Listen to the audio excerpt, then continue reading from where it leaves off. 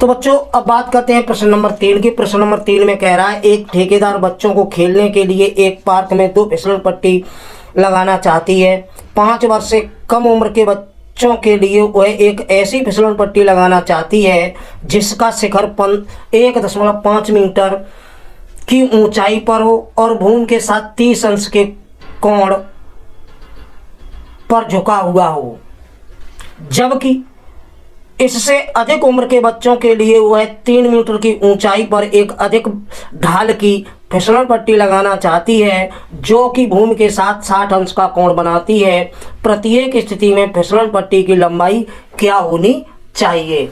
तो बच्चों प्रश्न में 2 पूछी गई हैं। एक तो है कि 5 वर्ष से कम उम्र के बच्चों के लिए और एक है 5 वर्ष से अधिक उम्र के बच्चों के लिए। तो बच्चों इसमें 2 चित्र बनेंगे। पहला प्रश्न में स्थिति जब पहली है, पहली स्थिति 5 वर्ष से कम उम्र के बच्चों के लिए। बच्चों जब 5 वर्ष से कम वर्ष के बच्चों के लिए की बात कर रहा है तब तो वो कह रहा है कि फिसलन पट्टी इस प्रकार बनी है कि उसके शिखर की ऊंचाई जो है, आपकी जो शिखर की ऊंचाई जो है 1.5 है, ये जो है 1.5 मीटर है और ये फिसलन पट्टी ये बनी हुई है, ये तब जमीन पर 30 अंश का कोण बनाती है। बच्चों यदि इसे हम ABC नाम दे दें तो इसकी लंबाई पूछ रहा है, यानी AC पूछ रहा है। बच्चों जैसा कि बताया जा चुका है कि थीटा जब ये माना गया है तो ये लंब हो गया और ये 90 अंश का कोण यहाँ बन रहा है तो इसके सामने की भुजा ये कर्ण हो गई है। तो हम लिख लेंगे माना समकोण त्रिभुज ABC में।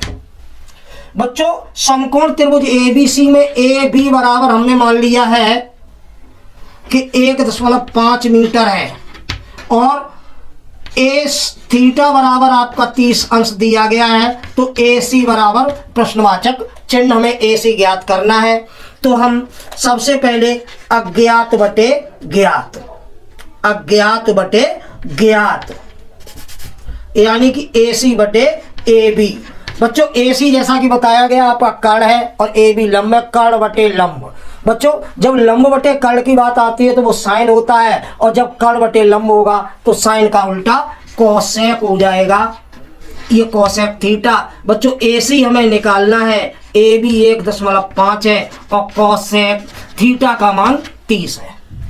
तो बच्चों कोसेक थीटा की वैल्यू याद करने के लिए आपको साइन का मान याद करना होगा। साइन 30 का मान 1/2 होता है और साइन का उल्टा कॉस होता है, इसलिए कोसेक 30 का मान 2 हो जाएगा।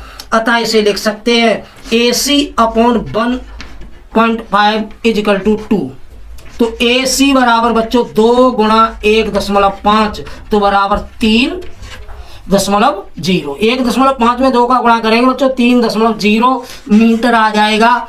अतः जब 5 वर्ष से कम उम्र के बच्चों के लिए फिसलन पट्टी बनाई जाएगी जिसकी ऊंचाई 1.5 होगी तो फिसलन पट्टी की लंबाई जो है 3 मीटर होगी। और बच्चों सेकंड स्थिति के लिए, ये तो फर्स्ट स्थिति के लिए आपका चित्र था। सेकंड स्थिति के लिए कह रहा है जब 5 वर्ष से अधिक उम्र के बच्चे हैं तब फिसलन पट्टी की जो ऊंचाई आपकी है वो 3 मीटर है और तब ये जो कोण है थीटा 60 अंश बनाता है।